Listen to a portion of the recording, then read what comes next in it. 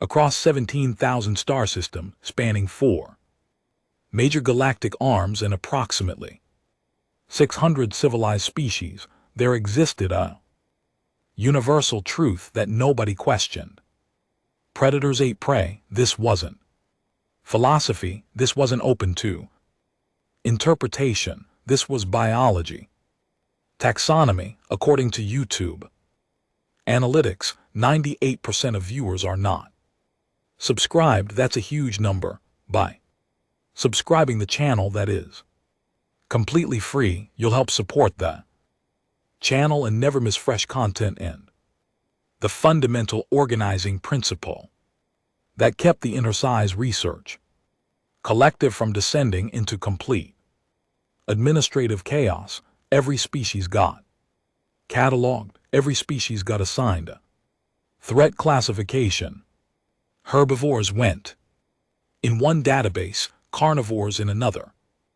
Omnivores got their own complicated subcategory that required 3 different forms and a committee review.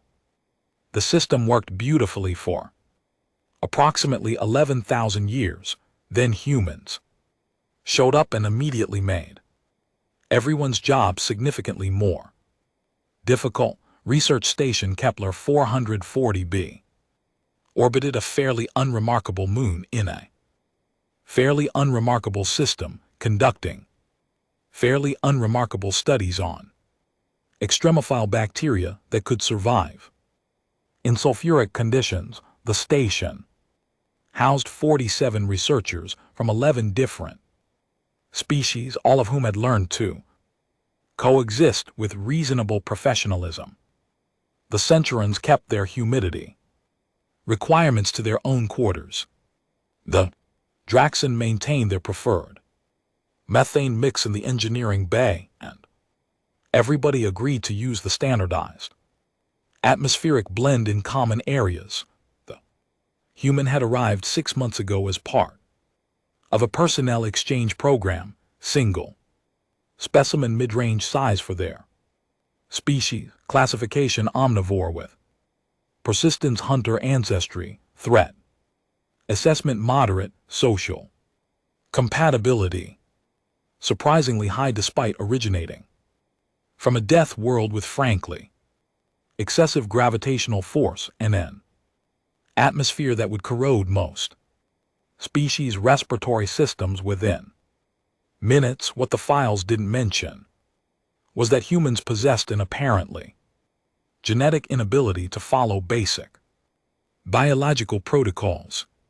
Commander the Sur, a Vin with excellent administrative records and an unfortunate tendency toward anxiety disorders, was reviewing mineral composition reports when his communication panel exploded with alerts, not metaphorically. The actual priority klaxon started howling, the emergency lights began strobing, and his screen filled with red text so aggressive it practically leaped off the display and slapped him across his sensory stalks. Biological threat detected. Predator species in residential sector. Immediate response required. His secondary heart did an uncomfortable flip. Predator species on the station. They had exactly 3 approved predator species on Kepler 440b, all of them fully sapient, all of them on strict dietary supplements, and absolutely none of them classified at a threat level that should trigger this kind of response. He pulled up the detailed sensor readout, and his primary heart joined his secondary in the gymnastics routine. Species identification, Carex ravager. Juvenile quantity 3, current location, residential unit 17C. Proximity to prey, species 0.2 m.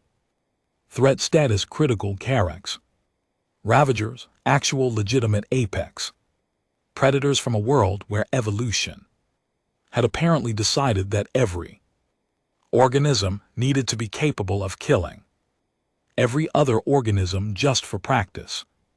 They weren't sapient, they weren't domesticable, and they certainly weren't supposed to be anywhere near a research station without 6 layers of containment and a hazmat team on standby, and they were in the residential sector near a prey species.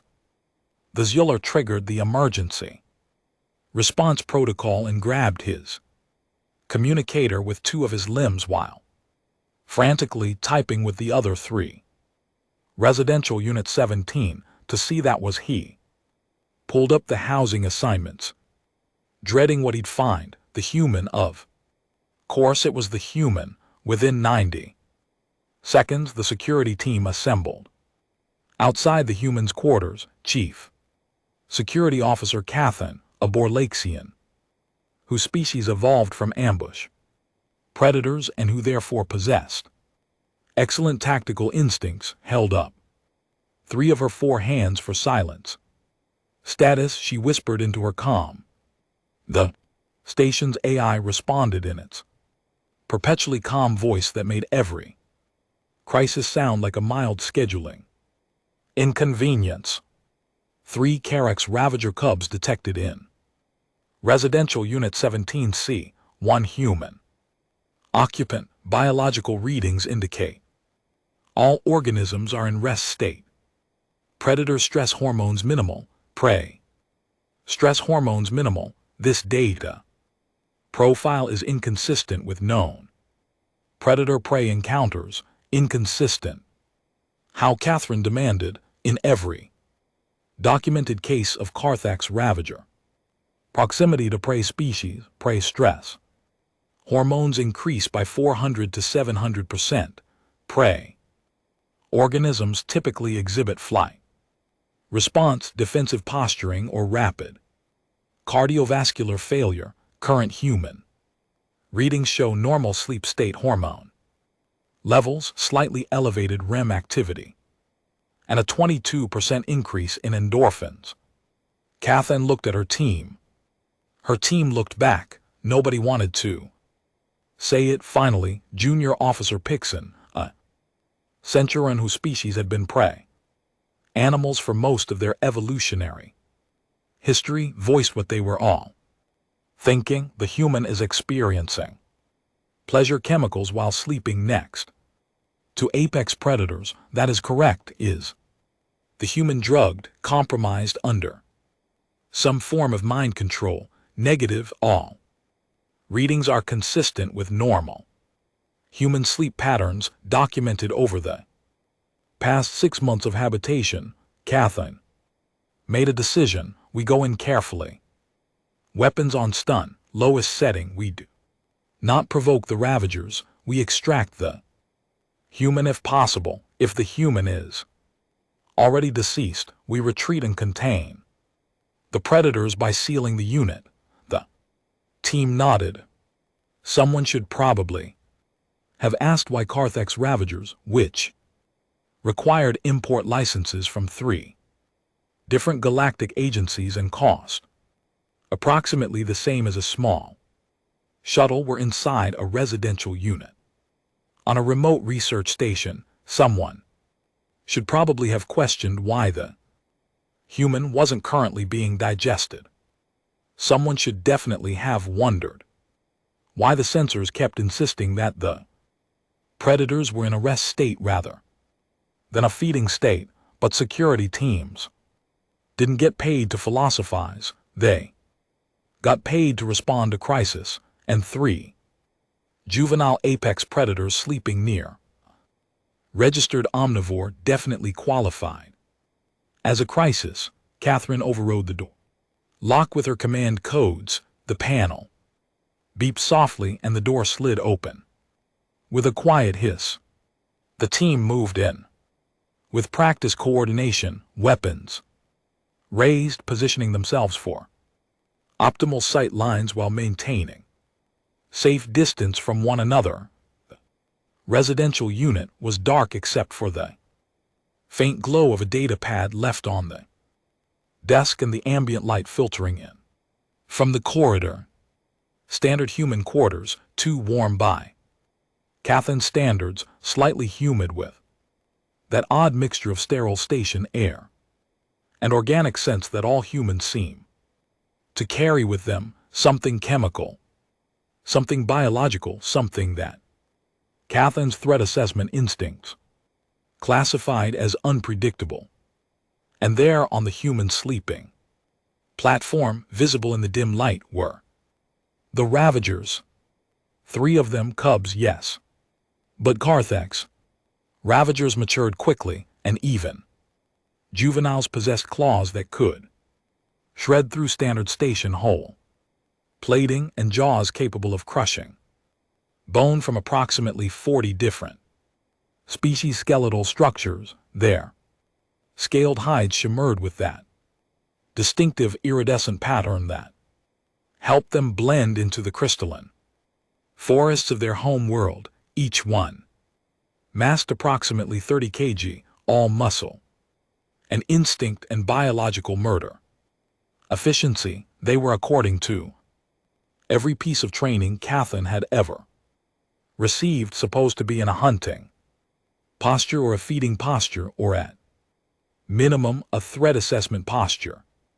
Instead, they were curled up like Catherine didn't have a reference point, like prey animals seeking warmth, like pack creatures demonstrating social bonding, like something that made absolutely no taxonomic sense whatsoever. And in the middle of this biological impossibility, completely relaxed, breathing in the steady rhythm of deep sleep, was the human. One of the Ravagers had its head resting on the human's chest, another was curled against the human's side, one clawed paw draped across the human's arm in what would have been an affectionate gesture, if Ravagers were capable of affection, which they absolutely were not. According to every xenobiological database in the collective, the third was nestled near the human's feet, its tail wrapped around the human's ankle. They were sleeping, all of them, predator and prey stacked together like some kind of deranged evolutionary experiment looking for all the galaxy. Like they did this every single night. Clickin made a small distressed sound that his species produced when confronting something that violated their understanding of reality. Catherine couldn't blame him. She was a trained security professional with 15 years of experience, and her brain was currently trying to process the scene by simply refusing to believe her own visual input. Station AI, she whispered into her comm. Confirm. Visual, are we actually seeing what we're seeing? Confirmed. 1 human, 3 Carex Ravager cubs in shared rest state, physical contact between all organisms, no signs of distress or aggression. How is this possible? Insufficient data to formulate hypothesis. One of the Ravagers stirred slightly, making a sound that their species typically used when communicating contentment during feeding, except there was no feeding happening. The human remained entirely intact, uninjured, breathing steadily. The Ravagers' eyes opened, predator eyes designed to track movement in low light, to identify prey at distance, to calculate attack vectors with ruthless precision. Those eyes focused on Catherine and her team, every weapon raised. Simultaneously, Catherine prepared to give the order to fire, to extract the human, to do something that aligned with her training and experience and basic understanding of how biology worked. The Ravager looked at them, looked at the sleeping human, and made a soft chirping sound that translated roughly to, "Go away, you're disturbing the warm thing." Then it closed its eyes and went back to sleep. Catherine stood in the doorway of a human's quarters, watching apex predators cuddle with their designated prey, and realized that the universe had just stopped making sense. This, she suspected, was going to require a Significant amount of paperwork. Catherine had handled station emergencies. Before equipment malfunctions. Atmospheric breaches, that memorable incident where a Centurion scientist accidentally created a small temporal loop in Laboratory 7, standard crisis. Management involved identifying the problem, implementing the solution, filing the reports, and moving on with life. This situation offered no clear problem identification, no obvious solution, and would probably require reports that hadn't been invented yet. She kept her weapon trained on the sleeping pile of biological impossibility while mentally composing the message she'd have to send to Commander the Zalor. Sir, the predators are cuddling. They human didn't seem sufficiently professional. Sir, we've discovered that everything we know about predator-prey dynamics is apparently optional. Seemed too philosophical. Should we do something? Pixon whispered, his voice carrying that particular frequency that Centurions used when their threat avoidance instincts were screaming contradictory instructions. Before Catherine could formulate a response that didn't involve admitting she had absolutely no idea what protocol applied. Here the human stirred, not violently, not with the jerking panic of someone realizing they'd been sleeping next to creatures designed by evolution to end other creatures, just a gentle shift, the kind of movement that suggested consciousness returning naturally. The human's hand, still mostly asleep, reached over and scratched one of the ravagers behind its auditory ridge. The creature made a rumbling sound that resembled a Carthax threat display, but somehow came across as pleased, possibly because its eyes remained closed and its claws stayed retracted, and absolutely nothing about its body language suggested preparing to disembowel nearby organisms. Catherine's threat assessment training, honed over years of security work, finally gave up entirely and took in early retirement. The human's eyes opened, looked at the security team, looked at the weapons, looked at the ravagers still sleeping peacefully against various parts of their anatomy. The human's face did something complicated that Catherine's cultural database identified as confused. Recognition followed by exasperation. Oh, the human said, voice rough with sleep. Let me guess, the sensors freaked out again. Do not move, Catherine commanded, keeping her voice level and authoritative. We are here to extract you from a hostile predator situation. The human looked down at the ravager, using their chest as a pillow. Hostile. These guys, they're babies. Those, Catherine said slowly, are Carex ravagers. Apex predators, Class 7 biological threats. They are currently in physical contact with you, a registered omnivore, which by every known taxonomic standard makes you prey. Sure, if you want to get technical about it, the human yawned, carefully extracting themselves from under 30 kg of sleeping predator without waking the creature. The ravager grumbled, readjusted itself, and continued sleeping. But they're also orphans. Found them in the cargo bay 3 weeks ago. Someone must have smuggled them on station and then abandoned them when they got too big to hide. 3 weeks. The human had been sleeping next to apex predators for 3 weeks, and nobody had noticed because apparently humans just did these things and expected the universe to adjust accordingly. You found 3 Carex Ravager cubs, Catherine said, her training manual currently burning itself to ashes somewhere in her memory, and your response was to adopt them. Well, I couldn't just leave them There they were scared and hungry. Humans stood up, stretching apparently, unconcerned that they were having this conversation in their sleeping garments, while surrounded by armed security and apex predators. Look, I know this probably seems weird by your standards, but where I come from, this is pretty normal. We've been domesticating predators for thousands of years. Domesticating, Catherine repeated. Carthax ravagers are not domesticable. Their neural structure lacks the capacity for bonding with other species.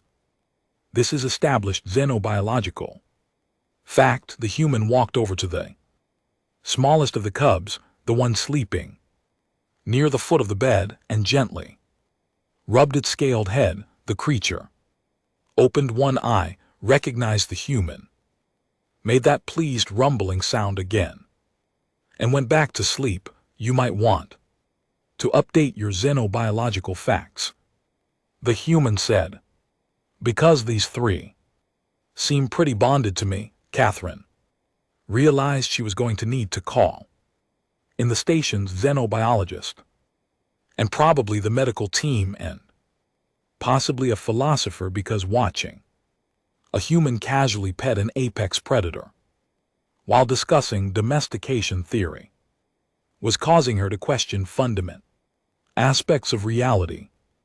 Station AI, she said into her calm, maintaining visual contact with the impossible scene before her. Request immediate presence of Dr. Venix in Residential Unit 17C priority code. What in the name of every documented species is happening here? That is not a recognized priority code, the AI responded. It is now.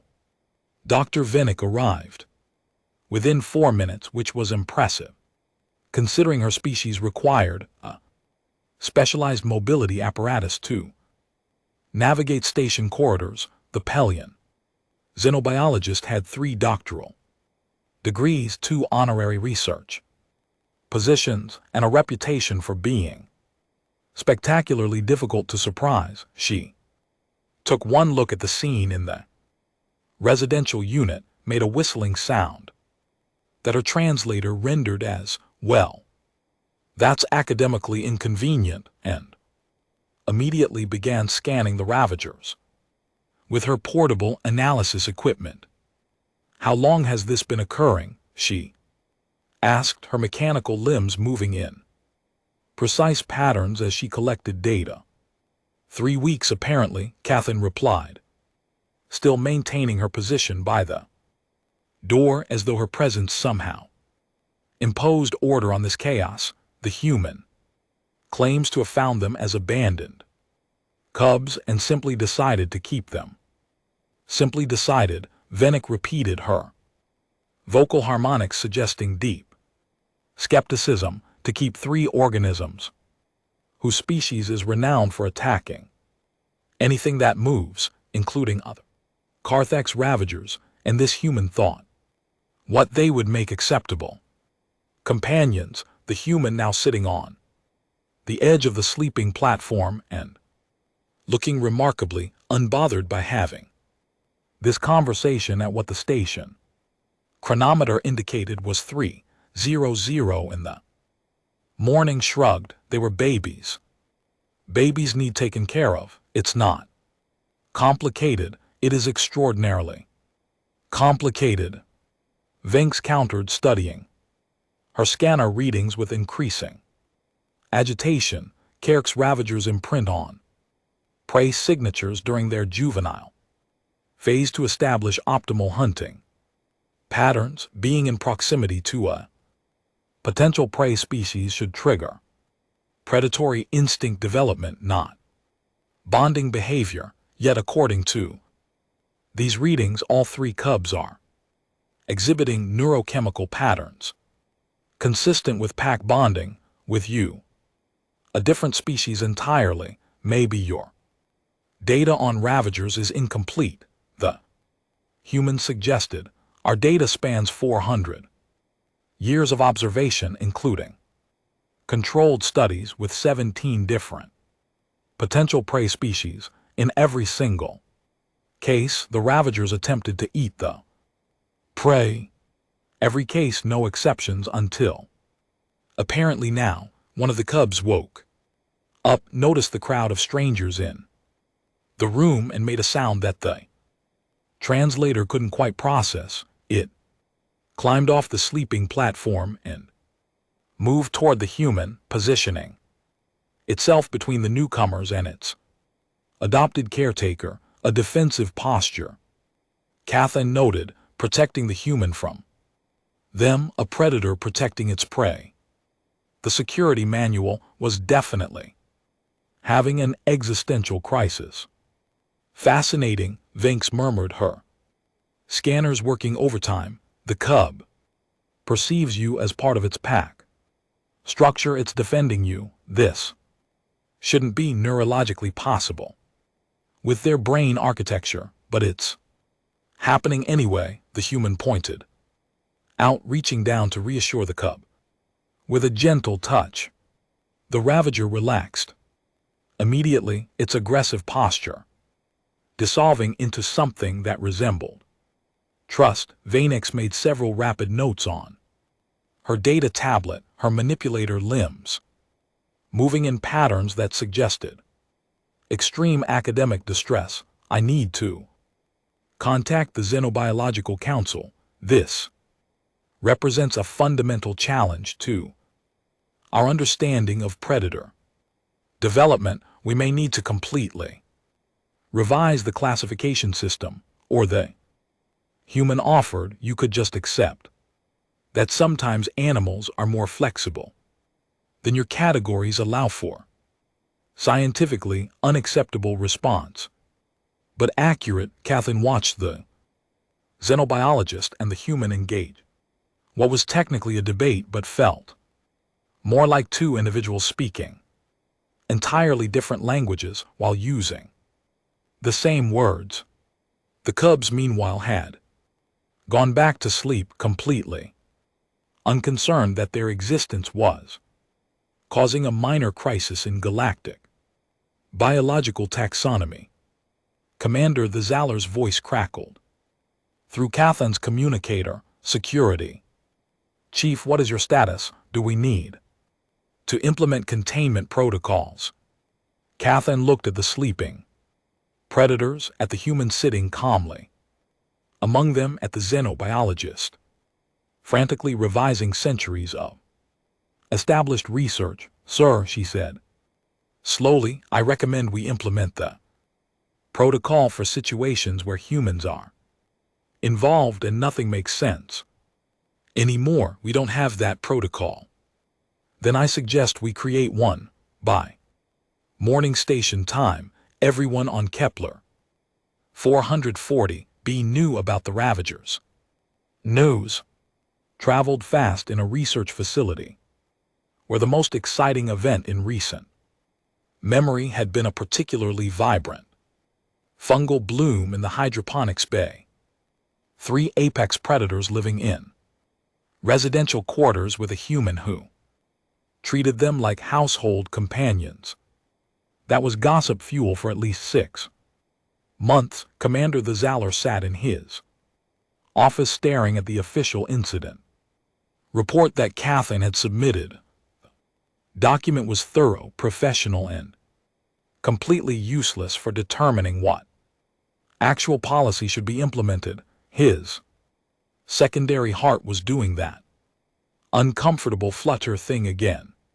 Let me understand this correctly, he said to the human who stood in front of his desk, looking appropriately apologetic, but not nearly concerned enough for someone who'd been harboring illegal predators. You found 3 Karax Ravager cubs 3 weeks ago. You brought them to your quarters. You fed them. You slept beside them, and at no point did you think this warranted informing Station Command. I didn't want them to get confiscated, the human admitted. They're just babies. They needed someone to take care of them. They are Class 7 biological threats, they are. Cubs who were scared and alone, Ixxalar. Felt a migraine developing across his sensory stalks. The regulations are exceptionally clear about unauthorized life forms on research stations. The penalties include immediate termination of contract, criminal charges, and potential deportation. The human nodded, accepting this. I understand, but I couldn't just let them die. And there it was, that peculiar human quality that made them simultaneously excellent colleagues and absolute administrative nightmares. They possessed this baffling tendency to prioritize emotional impulses over logical regulations, and somehow it worked out more often than it had any right to. The Zeller pulled up the messages that had been flooding his communication panel.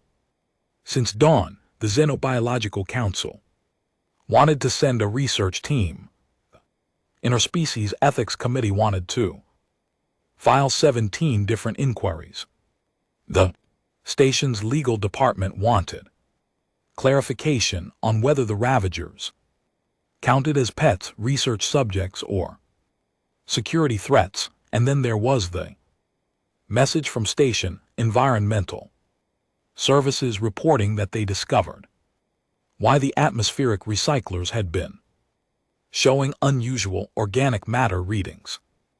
The human had apparently been smuggling raw meat from the cafeteria supply to feed the cubs for 3 weeks without anyone noticing. Dr. Venix has submitted a proposal, Thier said, pulling up the document. She wants to study the cubs' formal research observation with you as the primary handler. It would legitimize their presence on station and provide valuable data about predator behavioral plasticity, the human's expression, brighten so they can stay under strict conditions.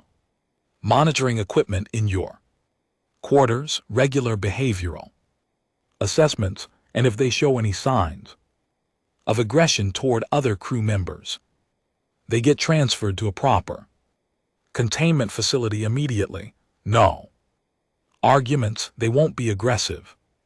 They're good cubs. The Zeller sincerely doubted that apex predators could be categorized as good, but he was learning that human definitions of these things operated on completely different parameters than the rest of the galaxy used. Over the following weeks, the station adjusted to its new residents with a grudging acceptance that came from realizing the situation wasn't going to change, regardless of personal opinions. The cubs grew. They followed the human around during off-duty hours.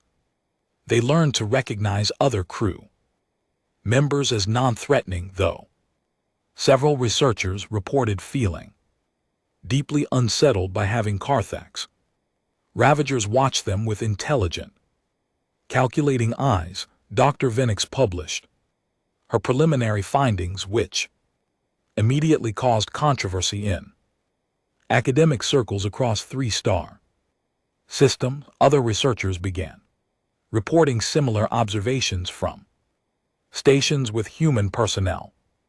Apparently, this wasn't an isolated incident. Humans everywhere were befriending, adopting, or otherwise forming inappropriate bonds with species that should have eaten them. There was the human on Station Tarsus who'd somehow trained a Velian cave serpent to fetch tools.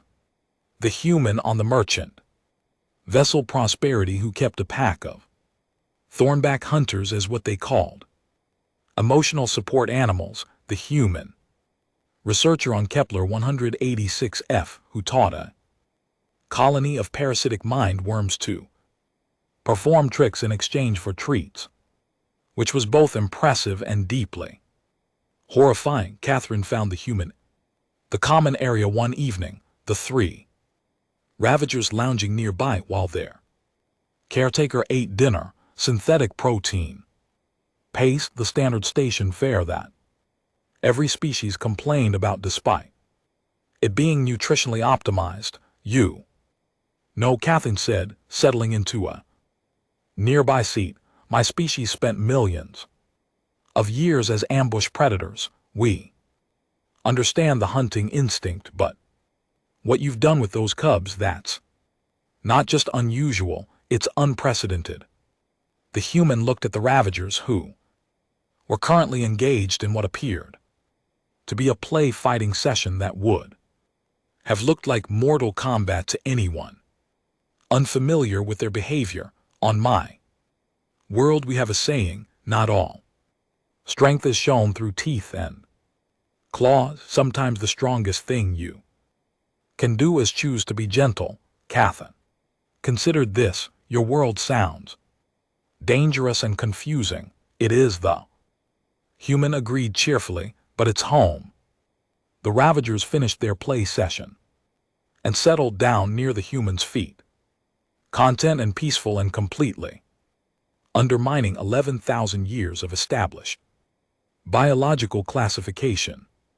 Somewhere a database was being rewritten. Somewhere scientists were arguing about taxonomy.